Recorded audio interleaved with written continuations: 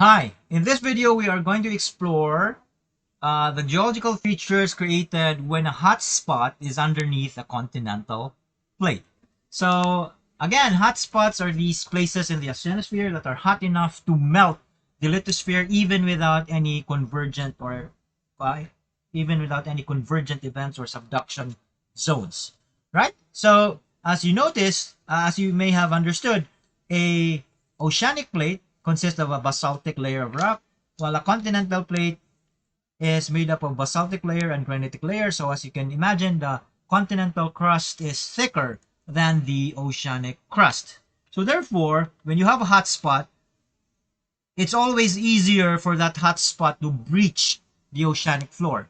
It's rare that a hot spot can breach the continental crust, but they do happen. Okay, so if you look at the map here, one of the hot spots that are created is again Hawaii, so it's in the ocean floor.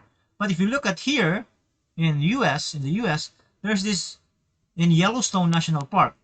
You have another hot spot. Okay, so that hot spot is hot enough to melt not just the basaltic layer, but even the granitic layer, and you create geologic structure. So obviously, just like everything else, when it breaches the crust, obviously it supplies magma, and therefore you create volcanoes here. But again, because the plate moves, right? The plate moves. That hot spot will be displaced. That hot spot will not be underneath that volcano anymore, and it will create another volcano adjacent to that volcano. This new volcano is younger than that volcano. That volcano will now be dead because there is no hot spot supplying magma to it. This one is the one that's active. So over time, if you move this, if you fast forward this in time, you will have a series of volcanoes, a line of volcanoes, oldest volcano, youngest volcano underneath the hot spot. Okay? Now, I need you to remember what you have learned in grade 9. And remember in grade 9 you studied about volcanoes. And again, these volcanoes have chambers. So big chambers filled up with magma. But when the hot spot is not underneath that volcano, that magma chamber becomes empty.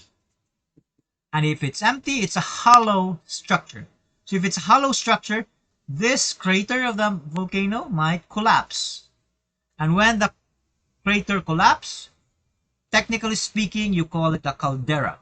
A caldera is a collapsed crater of a volcano. So when it collapses, you might form a depression on the ground, something like this. Right? That's a caldera. And when the rains come, that caldera might collect water and it might create a lake. Okay?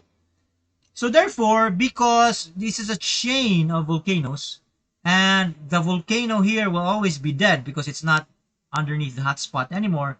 So what you have is a chain of volcanoes or calderas, because some of these volcanoes might collapse and form calderas. And again, some of these calderas might even become lakes. So a chain of lakes or calderas or volcanoes. Okay? So if we look at your screen now, this is what is happening in the US. So you have the Yellowstone caldera here. But if you just look further out, you would see other calderas. You would see the McDermott caldera, the Howe-Humboldt caldera, the other calderas. And when scientists kind of determine the age of these calderas, guess what?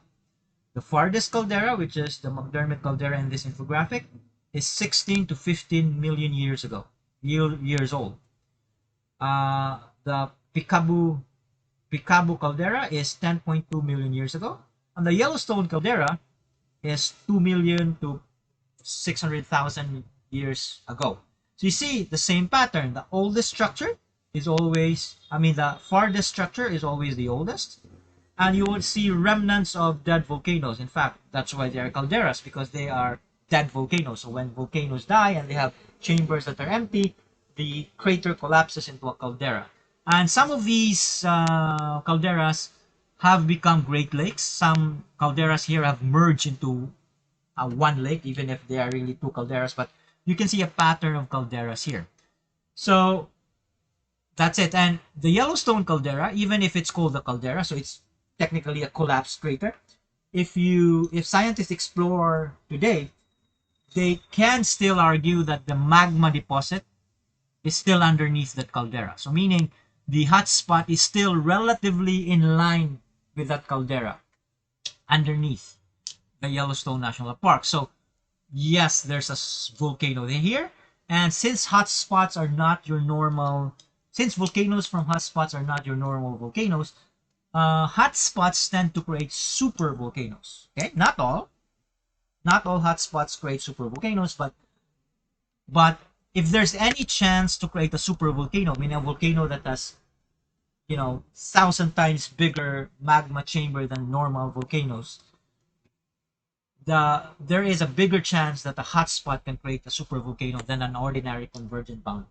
Are there supervolcanoes that are created by normal convergent boundaries? Yes, but they are rare. What is common is supervolcanoes created by hotspots, because again, these hotspots are these abnormally hot areas in the lithosphere.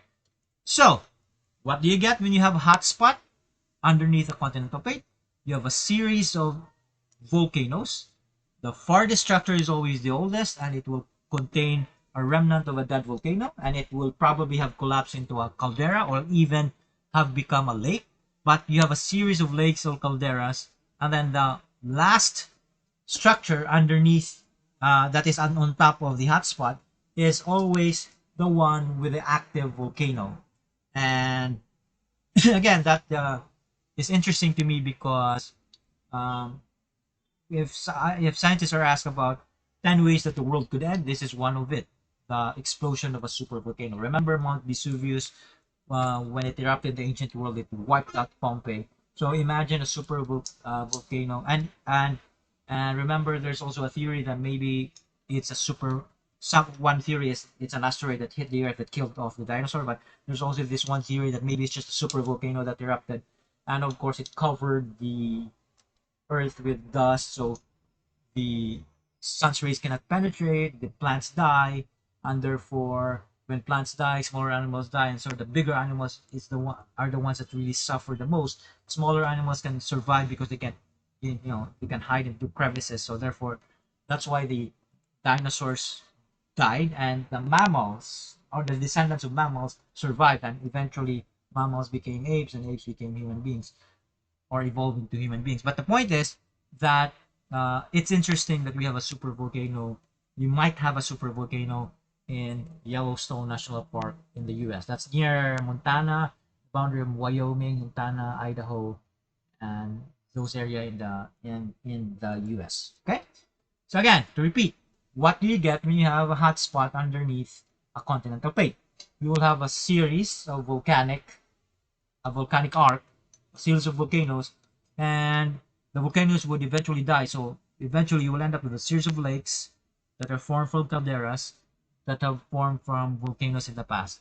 And the last structure on top of the hotspot will always have the active volcano. The furthest structure is always the oldest with the remnants of a dead volcano.